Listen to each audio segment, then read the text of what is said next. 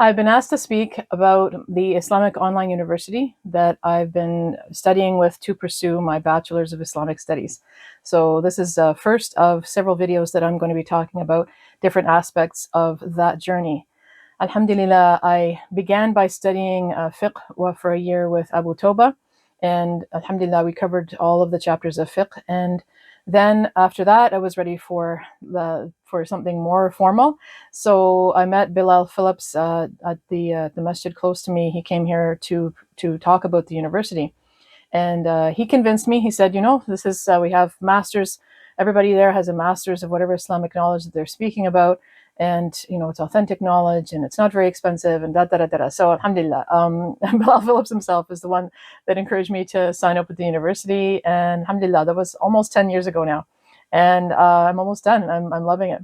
The Islamic Online University, through which I'm doing my Bachelor's of Islamic Studies, is an online university, and it's kind of hands-off. So we get our assignments and we get our quizzes and we get the notes and the videos. There's video notes and PDF notes, and there's even notes from the other students to help study the different topics. But there isn't any live interaction with teachers except through live question and A's, Q&As at the beginning of when we're prepping for midterms and when we're prepping for our final exams. So if we have a question, we can email the teacher, and mashallah, they always respond right away. So that you can communicate via email. But the only live lessons that we have are these prep sessions for exams. So if you are not somebody that knows how to pace yourself and you have a hard time doing like long distance learning or correspondence courses, then I don't think the Islamic Online University is for you, because this is really the only way that you can do these courses. Yes, some people get together and they join little WhatsApp groups or Facebook groups and they study together, but my experience has been that you're kind of on your own. So if you enjoy that, if you look forward to that, then alhamdulillah, it's for you. Now, because alhamdulillah, I finished a whole year of fiqh with Abu Toba, and I had been studying on my own for some time, taking lectures and going to the masjid and listening to audio lectures and taking notes as I went along. A lot of what I've been studying so far has been a kind of a review.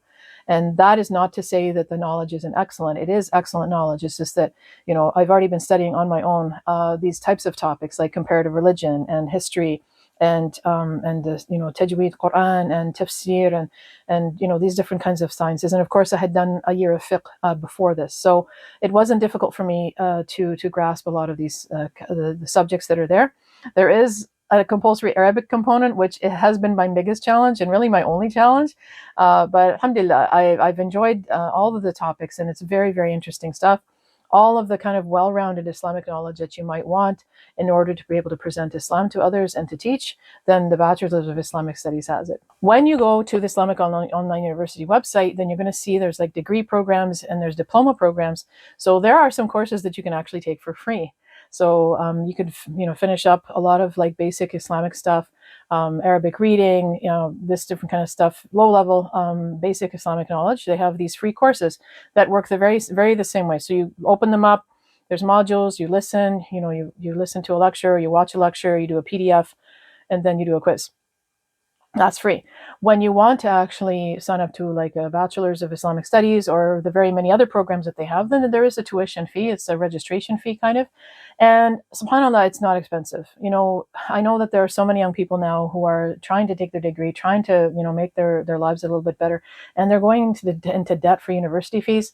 You can't possibly get into debt for university fees with Islamic Online University because it is actually geared towards income, the GDP of your country. So if you live in a poor country, you pay very little. If you live in a developed nation like Canada, for example, I literally only pay around, it works out to be around $350 each semester. So it's really nothing, subhanAllah. And the quality of the education and the quality of the knowledge is superb. So if you're worried about cost, then don't be.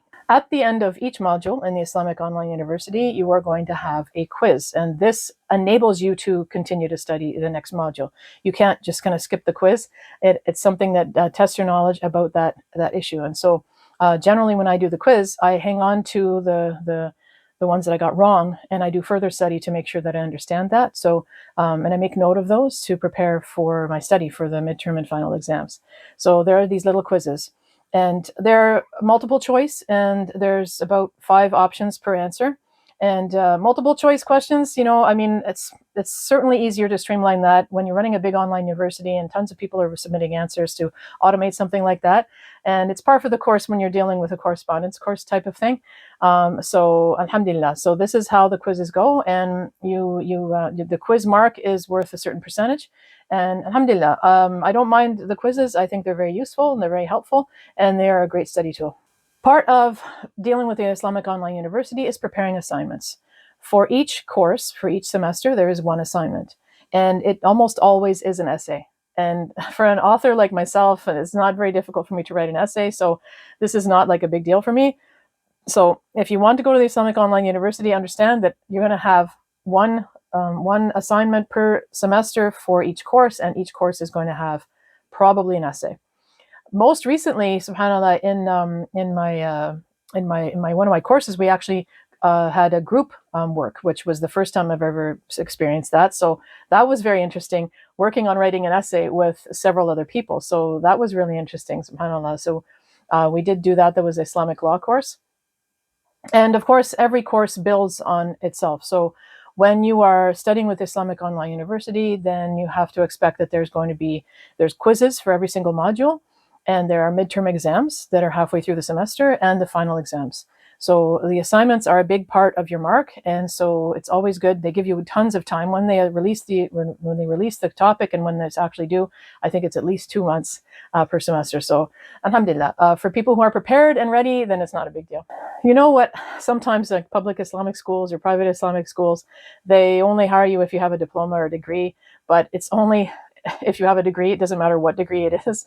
So even if you could be teaching Islam and you have a degree in mathematics, that's one of the things that people ask me about. I'm like, the people who teach the subjects the professors that teach an Islamic Online University, they are masters of that subject. They are very experienced teachers of that subject. Many of them have already published books and are well known for their knowledge about that subject. So these are the ones that record, the pre-record video lectures for us. So these are the main teachers, right? And these people are very well known throughout the world.